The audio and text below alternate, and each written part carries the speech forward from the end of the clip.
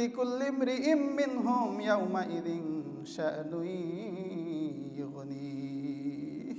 যে ব্যক্তি আমার উপরে একবার দুরূদ পাঠ করবে, আল্লাহ পাক রব্বুল আলামিন তার উপরে 10টা রহমত নাজিল করে দিবেন।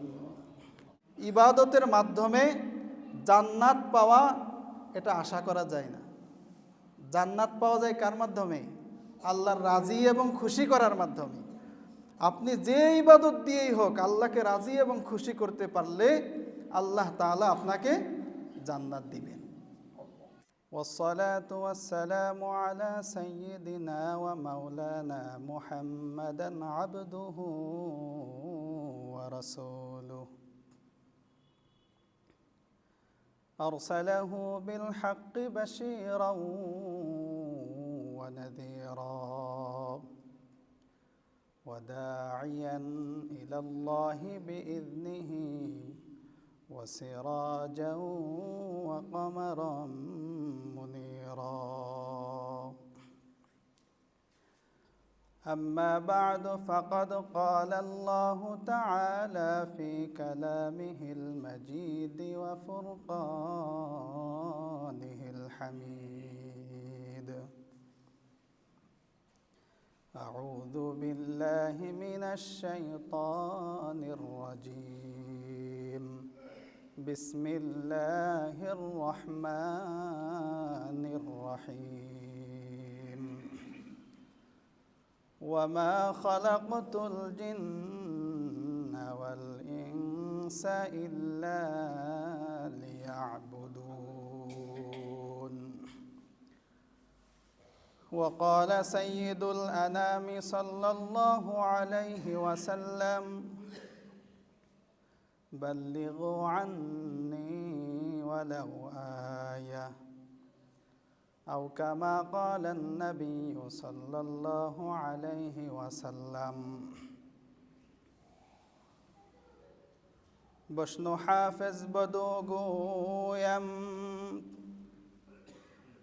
كغلتا زانمي ماند اگر ماند شبی ماند شبه دیگر نمی ماند.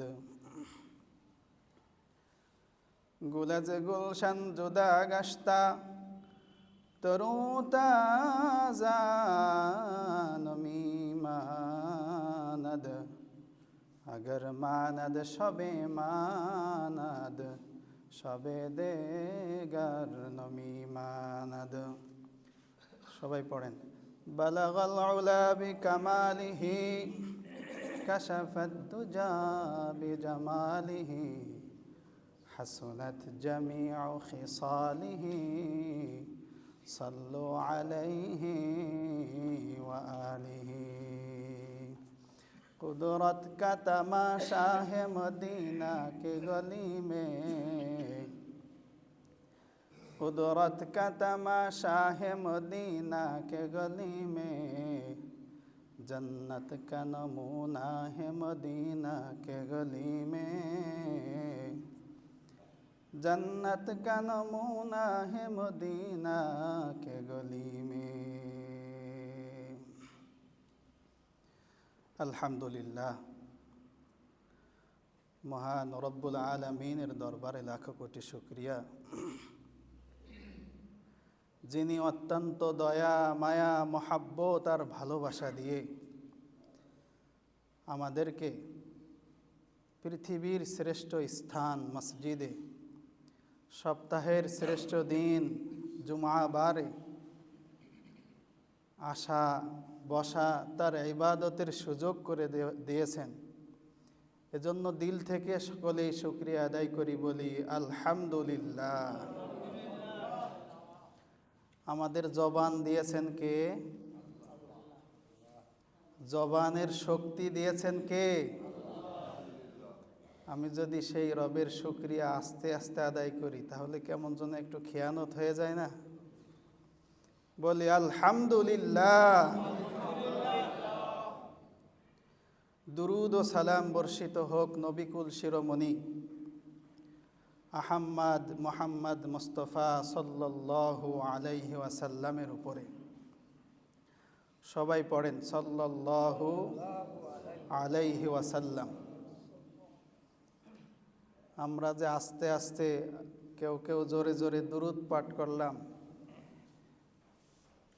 বলেন তো আমরা দুরূদ পাঠ করে লাভ করেছি নাকি লস? লাভ করেছি এই বিশ্বাস সবার আছে? একটা লাভ আমি শোনাবো আজকে আপনাদেরকে ইনশাআল্লাহ, হাদিস থেকে, গল্প গুজব করে না, হাদিস থেকে একটা লাভ শোনাই।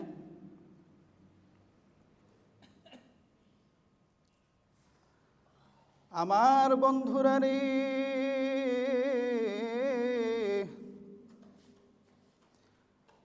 তিরমিজি শরীফের বর্ণনা,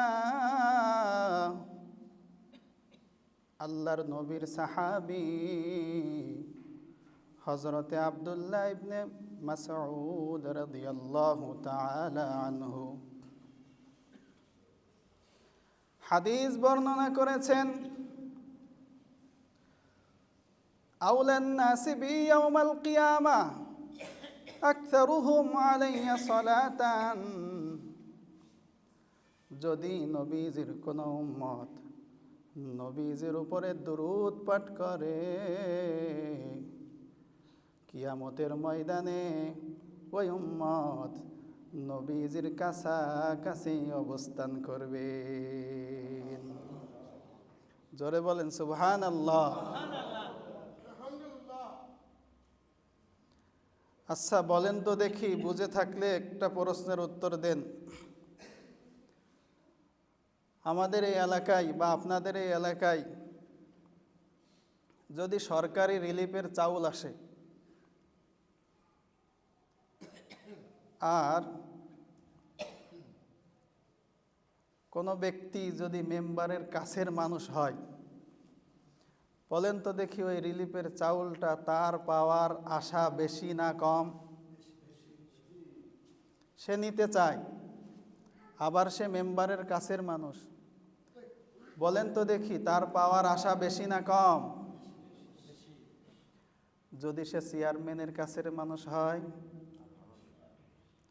যদি সে এমপির কাছের মানুষ হয়, যদি সে মন্ত্রীর কাছের মানুষ হয়, চাউল কিন্তু সাধারণ রিলিফের চাউল, আর সে কার কাছের মানুষ? সে মন্ত্রীর কাছের মানুষ। যদি সে প্রধানমন্ত্রীর কাছের মানুষ হয়, যদি সে রাষ্ট্রপতির কাছের মানুষ হয়, যদি সে সারা বিশ্ব শাসনকর্তার কাছের মানুষ হয়, আর রিলিফের চাউল তার পাওয়ার আশা বেশি না কম? বেশি না কম? বেশি। আল্লাহ তাআলার কাছে জান্নাত এই রিলিফের চাউলের থেকে অনেক কম দামি। আমাদের কাছে রিলিফের চাউল অনেক দামি, আর আল্লাহর কাছে আল্লাহ যদি জান্নাত আপনাকে দিয়ে দেয়, তার ভান্ডার থেকে ফুরাবে না। আর ওই দিন যদি আপনি নবীজির কাছে অবস্থান করেন, আপনি জান্নাত পাওয়ার আশা আপনার জন্য অনেক বেশি। কোন দিন? কিয়ামতের দিন। কিয়ামতের দিন না? কত সাধারণ সহজ একটা শব্দ, কিয়ামতের দিন। মেরে ভাইও, কিয়ামতের দিন এটা সহজ কোনো দিন না। কিয়ামতের দিন সহজ কোনো দিন না। একটু শোনায় আপনাদেরকে কেমন দিন কিয়ামতের দিন। আমার ভাইজানেরা রে, একজন নাফরমান বান্দার জন্য কিয়ামতের ময়দানটা কেমন হবে একটু খেয়াল করে শুনবেন। একজন নাফরমান বান্দা কিয়ামতের ময়দানের ভিতরে যখন যাবে, খেয়াল করবে কারো ময়দানের ভিতরে ঘামের অবস্থা হয়েছে, কারো টাকনো পর্যন্ত ঘাম জমে গেছে, আবার কারো জন্য হাঁটু পর্যন্ত ঘাম জমে গেছে, কারো মাজা পর্যন্ত ঘাম, আবার কারো বুক পর্যন্ত ঘাম, আবার কোন নাফরমান ঘামের সাগরের ভিতরে সাঁতার কাটতেছে। কিয়ামতের ময়দানে সূর্যটা আধা হাত মাথার উপরে চলে আসবে। নাফরমানের মগজগুলো সূর্যর তাপে টকবক করিয়া করিয়া উতলাইতে থাকবে। নাফরমানের কাছে সেদিন কোনো ব্যক্তি অবস্থান করতে চাইবে না। আজকে যে সন্তান আপনার জন্য পাগল, আজকে আপনি যে সন্তানের জন্য পাগল, কিয়ামতের ময়দানে ওই সন্তানটা আপনাকে দেখে পালাইতে থাকবে। আজকে আপনি যে সন্তানের জন্য পাগল, যেই সন্তানের জন্য আপনি রবকে ভুলে আছেন, কিয়ামতের ময়দানে সে আপনি সন্তানকে দেখে পালাইতে থাকবেন। আপনার স্ত্রী আপনাকে দেখে পালাইতে থাকবে, আপনার মা আপনাকে দেখে পালাইতে থাকবে। ও আমার বাবাজিরা রে, এই কথাগুলো আমি বানাইয়া বানাইয়া বলতেছি না। আল্লাহ পাক রব্বুল আলামিন সূরাতুল আবাসার ভিতরে ঘোষণা করে দিয়েছেন, ইয়াউমা ইয়াফিরুল মারউ মিন আখিহি ওয়া উম্মিহি ওয়া আবিহি ওয়া সাহিবাতিহি ওয়া বানিহি লিকুল্লি ইমরিইম মিনহুম ইয়াউমা ইযিন শাআনুন ইউগনিহি। সন্তান মাকে দেখে পালাবে, মা সন্তানকে দেখে পালাবে, ভাই ভাইকে দেখে পালাবে। আমার ভাই আমার কাছে নেকি যদি চেয়ে বসে আমি কি করব? মায়ের কাছে জিজ্ঞাসা করবে সন্তান, মা এক নেকির জন্য আমি আটকে গেছি, আমাকে একটা নেকি তুমি দান করো। মা বলবে দুনিয়ার জীবনে আমার কোনোদিন বিবাহই হয় নাই। ওয়ালা ইয়াসআলু হামিমুন হামিমা ইউবাসসিরুনাহুম ইয়াওয়াদ্দুল মুজরিমু লাউ ইয়াফতাদি মিন আযাবি ইয়াউমিযিন বিবানিহি। আল্লাহর দরবারে যখন নাফরমানকে দাঁড় করানো হবে, নাফরমান বলবে আল্লাহ, রব্বে কারীম কোরআনের ভিতরে তার বর্ণনা আগেই দিয়ে দিয়েছেন। নাফরমান বলবে আল্লাহ, দুনিয়াতে আমার সন্তানটাকে আমি বড় ভালোবাসতাম, আমার সন্তানটাকে তুমি জাহান্নামে দিয়া দাও, আমি নাফরমানকে তুমি বাঁচায়া দাও। নাফরমান বলবে আল্লাহ, দুনিয়াতে আমার মাকে আমি বড় ভালোবাসতাম, আমার মাকে তুমি জাহান্নামে দিয়া দাও, আমি নাফরমানকে তুমি বাঁচায়া দাও। নাফরমান বলবে আল্লাহ, দুনিয়াতে আমি আমার ছেলেটাকে বড় ভালোবাসতাম, তুমি আমার ছেলেটাকে জাহান্নামে দিয়া দাও, আমাকে তুমি বাঁচায়া দাও। আল্লাহ বলবে না না না না না, তোর কোনো সুপারিশ আজকে গ্রহণযোগ্য হবে না। নাফরমান বলবে আল্লাহ গো, পুরা দুনিয়ার সমস্ত মানুষ তোমাকে দিয়ে দিলাম, পুরা দুনিয়ার সমস্ত গাছপালা তোমাকে দিয়ে দিলাম, পুরা দুনিয়ার সমস্ত বিল্ডিং তোমাকে দিয়ে দিলাম, পুরা দুনিয়াটাই তোমাকে দিয়ে দিলাম, পুরা দুনিয়া তুমি জাহান্নামে দিয়ে দাও, আল্লাহ গো তুমি আমাকে বাঁচাইয়া দাও। আমি বানাইয়া বলি নাই, এভাবেই কোরআনে আছে, ওয়ালা ইয়াসআলু হামিমুন হামিমা, কোন বন্ধু বন্ধুর সহযোগিতা করবে না। ইউবাসসিরুনাহুম ইয়াওয়াদ্দুল মুজরিমু লাউ ইয়াফতাদি মিন আযাবি ইয়াউমিযিন বিবানি। মানুষ ফিদিয়া দিতে থাকবে। ফিদিয়া আরবি শব্দে ফিদিয়া, এর অর্থ কি? মানুষ দান করতে থাকবে, আল্লাহ আমার সন্তান তোমারে দিয়ে দিলাম, দান করে দিলাম, তুমি জাহান্নামে দিয়ে দাও, আমাকে বাঁচিয়ে দাও। মানুষ বলতে থাকবে আল্লাহ আমার বিবি তোমাকে দিয়ে দিলাম, দুনিয়ার সব কিছু তোমাকে দিয়ে দিলাম, তুমি জাহান্নামে দিয়ে দাও, আমাকে তুমি বাঁচাইয়া দাও। বলেন তো ওই সময় ময়দানটা কেমন হবে?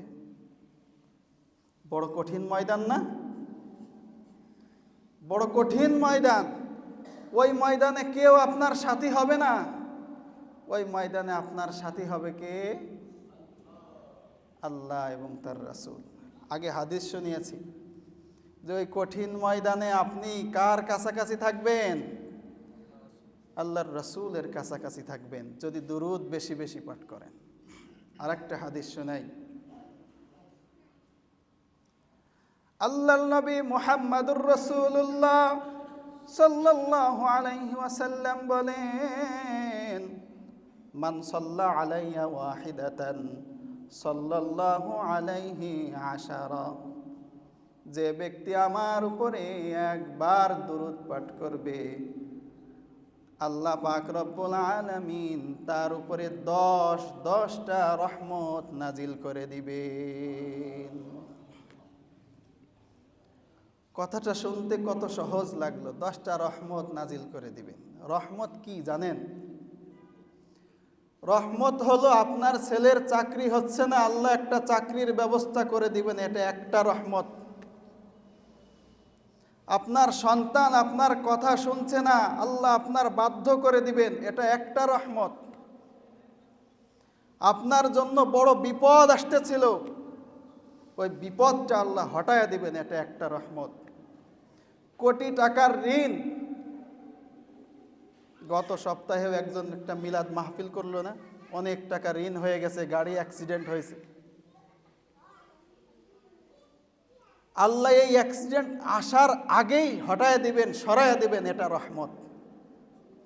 আপনার সন্তান পরীক্ষা দিবে, পরীক্ষায় ভালো রেজাল্ট করবে, এটা একটা রহমত। আপনার রিজিকে বরকত দিয়ে দিবে, এটা একটা রহমত। বলেন তো এরকমের রহমত যদি আল্লাহ 10টা বাড়ায়া দেয়, আমার আপনার কোনো সমস্যা হবে? সুখের দিন চলে আসবে না? এজন্য উলামায়ে কেরাম সবক দেন যে যখন দেখবা তোমার দুঃখের দিন, বেশি বেশি দুরূদ পাঠ করবা। আমি আমার নিজের ঘটনা বলি। আমি যশোর রেস্ট্রি অফিস মসজিদে কিছুদিন খতিব হিসাবে ছিলাম। ওই সময়ে আমি যশোর নিউ মার্কেট মসজিদে তারাবির নামাজ পড়াইতাম। 2টা ছেলে যশোর ক্যান্টনমেন্টে চাকরির জন্য যাবে, অনেক রাত্রে গাড়ি থেকে নেমেছে। তারা নেমে কোথায় যাবে? অনেক দূর থেকে এসেছে। তারা মসজিদে গিয়েছে, গিয়ে দেখে আমি ঘুমিয়ে আছি, আমাকে ডেকে উঠাইছে। অপরিচিত জায়গা, তাদেরও অপরিচিত, আমারও অপরিচিত। আমি ভাবলাম তারাও মুসাফির, আমিও তো এক ধরনের মুসাফির, আমি তো 1 মাসের জন্য এসেছি, আমি তো আজ চিরকাল থাকবো না। বললাম আচ্ছা ঠিক আছে আসো। 2 জনকে 2 পাশে নিয়ে ঘুমালাম। আমার বিছনাটাই 3 জনে শেয়ার করে ঘুমালাম। তো ওরা আমাকে একটা কথা বলল যে হুজুর, আমরা একই বয়সী, ওরা বরঞ্চ আমার থেকে আরেকটু বড় হবে, আর অনেক দিন আগের কথা, ওদের চাকরির বয়স হয়ে গেছে, আর আমি পড়াশোনা করি একদম শুরু লগ্ন। তো ওরা আমাকে বলল হুজুর, আমরা তো চাকরির ইন্টারভিউ দিতে আসছি, মাঠে দাঁড়ায় না, মাঠে সরকারি চাকরিতে যে মাঠে দাঁড়ায়, মাঠে দাঁড়ানোর জন্য যাচ্ছি, আমাদের জন্য দোয়া করেন। আমি বললাম এগুলোতে তো সাধারণত চাকরি বাকরি তেমন হয় না, অনেক অল্প লোক নেয়, অথচ দাঁড়ায় হাজার হাজার মানুষ। তো বললাম আপনি আমাদের জন্য দোয়া করেন। সত্যি আমি চাক্ষুষ সাক্ষী। আমি বললাম যে আসলে ইয়ার্কির ছলেই বললাম যে অনেকে আছে পড়াশোনা না করে পরীক্ষার আগে বলে হুজুর দোয়া করেন, অনেকে আছে তাবিজ নেয়। আচ্ছা বলেন তো সারা বছর যে পড়ালেখা করে নাই, পরে আপনি হাজার দোয়া করলেও ও পড়বে, ও লিখবে নাকি? এখন ওদের দুইজনকে আমি পরামর্শ দিলাম, তোমরা একটু দুরূদ পাঠ করো। তোমরা দাঁড়াবা, যত সময় নিয়োগ শেষ না হবে কাজ করবা, মাঝে মাঝে দুরূদ পড়বা, কাজ করবা, মাঝে মাঝে দুরূদ পড়বা। সত্যি কথা, ওরা আমাকে এসে বলল, বিকালেই দুইজন চলে আসছে মিষ্টি নিয়ে। আল্লাহর কি অশেষ রহমত, দুইটা ছেলেরই চাকরি হয়েছে। দুইজন বন্ধু একসাথে গেছে, কত ছেলে পেলে বাদ পড়েছে, ওদের দুইজনেরই চাকরি হয়েছে। এরপর থেকে এখনো পর্যন্ত যেই আমার কাছে এসে বলে, হুজুর একটু দোয়া করেন পরীক্ষা, আমি তাকে বলি দুরূদ পাঠ করো বেশি বেশি। আমি নিজেও সব সময় পরীক্ষাতে যাওয়ার আগে দুরূদ, পরীক্ষার হলে বসে দুরূদ। আলহামদুলিল্লাহ, আমার রেজাল্ট কখনো খারাপ হয় নাই।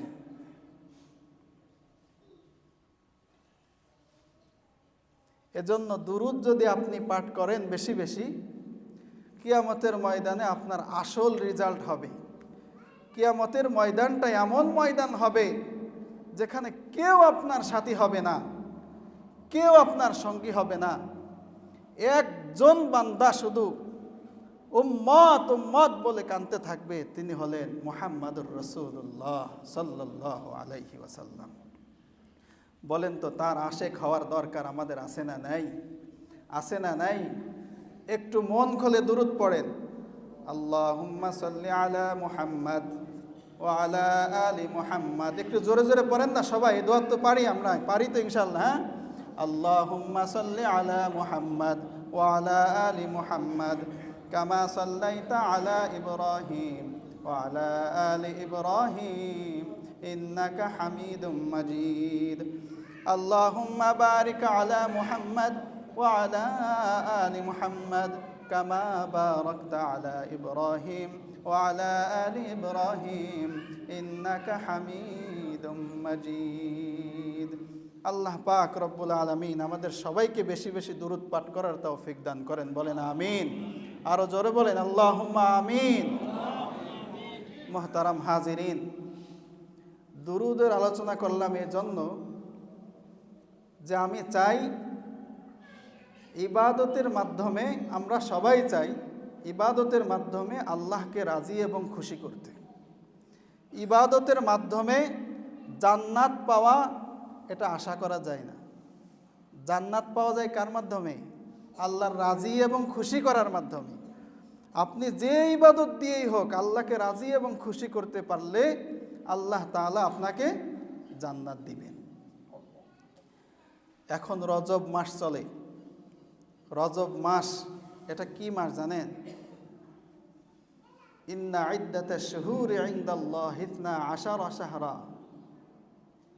ফি কিতাবিল্লাহ ইয়াওমা খালাকাস সামাওয়াতি ওয়াল আরদা মিনহা আরবাআতুন হুরুম। 4টা মাস আল্লাহ তাআলার কাছে সবথেকে প্রিয়, তার ভিতরে একটা হলো রজব মাস। এই রজব মাসে আল্লাহ তাআলা সমস্ত প্রকারের খুন খারাপি, জাহেলিয়াতের জামানায়, জাহেলিয়াতের জামানা কি জানেন? আপন সন্তানকে মাটি খুঁড়ে ওই মাটির ভিতরে পুঁতে রাখা হতো জীবিত অবস্থায়। এটা ছিল জাহেলিয়াতের জামানা।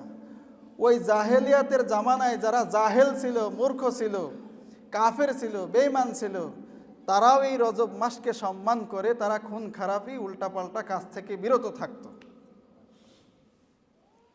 বলেন তো, আমরা তাদের থেকে অনেক ভালো না? আমরা শেষ জামানার উম্মত। আমরা যে কি, এটা সময় থাকলে বোঝাইতাম, সময় নাই। বাকি এতটুকু বলি, আমরা শেষ জামানার উম্মত। আমাদের একবার আল্লাহু আকবার বলার অনেক দাম। একবার আল্লাহু আকবার বলার কারণে অনেক উম্মত জান্নাতি হয়ে যাবে। এজন্য সেই জাহেল মূর্খ কাফেররা যদি সমস্ত প্রকারের খুন খারাপি, গুনাহের কাজ থেকে বিরত থাকার চেষ্টা করতো এই মাসে, তা আমাদের জন্য করণীয় এবং উচিত হবে যে আমরাও এই মাসে সমস্ত প্রকারের খুন খারাপি, সমস্ত প্রকারের গুনাহের কাজ, সুদ ঘুষ, মুরব্বি বয়সে দোকানের ভিতরে বসে বসে টিভির দিকে একবারে চোখ মিলায়া তাকায়া থাকা থেকে আমরা যেন বিরত থাকি। কেউ মাইন্ডে নেবেন না, এরকম আর হাজারো রকমের গুনাহ সমাজে চলতেছে। আমি সব রকমের গুনাহ উদ্দেশ্য করে বলতেছি যে আমরা এই মাসে বেশি বেশি আল্লাহ তাআলার ইবাদত করব। এই মাসে আমরা ক্ষেতটাকে সুন্দর করে সাজাব। রজবের পরেই শাবান মাস, শাবান মাসে আমরা ফসল বুনব, রমজান মাসে ফসল কেটে আমরা ঘরে উঠাব। আমার কথা বুঝে এসেছে? এই মাসে আমরা ইবাদতে বেশি বেশি গুরুত্ব দেব ইনশাআল্লাহ। বলেন ইনশাআল্লাহ। একটা কথা না বললেই নয়, এই মাসে একটা রজনী আছে, শবে মেরাজ। আপনারা জানেন না শবে মেরাজ? অনেকে জিজ্ঞাসা করে, হুজুর শবে মেরাজের নামাজের কি নিয়ত করতে হয়? এগুলো অনেকে বলে না। শবে মেরাজ এটা সত্য, এটা আমাদের আকীদা। শবে মেরাজ এটা সত্য, এটা আমাদের আকীদা। রজব মাসে বেশি বেশি ইবাদত করতে হবে, এটা সত্য, এটা আমাদের আকীদা, বিশ্বাস এবং আমলের জায়গা। কিন্তু শবে মেরাজ উদযাপন করা, শবে মেরাজ উদযাপন করা, আমি বলেছি শবে মেরাজ আলাদা, উদযাপন কিন্তু আলাদা। শবে মেরাজ উদযাপন করা এটা বেদাত। সবাই বলেন শবে মেরাজ উদযাপন করা কি? শবে মেরাজ উদযাপন করা যাবে না। দেখবেন শবে মেরাজের রাত্রে অনেক জায়গায় মিলাদ মাহফিল হবে, অনেকে মিষ্টি বিতরণ করবে, অনেকে হালুয়া রুটি উল্টা পাল্টা রান্না বান্না করবে, আত্মীয় স্বজন দাওয়াত দিয়ে খাওয়াবে, শবে মেরাজ উদযাপন করবে। শবে মেরাজে নির্দিষ্ট শবে মেরাজ লক্ষ্য করে ওই দিনে এই সব আয়োজন করা, শবে মেরাজ উদযাপন করার উদ্দেশ্যে আয়োজন করা, এটা বেদাত। এটা থেকে আমরা বিরত থাকবো ইনশাআল্লাহ। আল্লাহ পাক রব্বুল আলামিন রমজানের গুরুত্ব বুঝে রজব থেকেই আমাদেরকে প্রস্তুতি নেওয়ার তৌফিক দান করুন। বেশি বেশি আমরা রজব মাসে একটা দোয়া পড়ব। আল্লাহ নবী মুহাম্মদুর রাসূলুল্লাহ সাল্লাল্লাহু আলাইহি ওয়াসাল্লাম শিখিয়েছেন, আল্লাহুম্মা বারিক লানা ফি রজব ওয়া শাবান ওয়া বাল্লিগনা রমাদান। সবাই একটু আমার সাথে পড়েন, আল্লাহুম্মা বারিক লানা ফি রজব ওয়া শাবান ওয়া বাল্লিগনা রমাদান। আল্লাহ পাক রব্বুল আলামিন আমাদের সবাইকে রজবের গুরুত্ব বুঝে বেশি বেশি আমল করার তৌফিক দান করেন, বেশি বেশি দুরুদের আমল করার তৌফিক দান করেন। সকলেই বলেন আমিন। ওয়া আখির দাওয়ানা আনিল হামদুলিল্লাহি রাব্বিল আলামিন।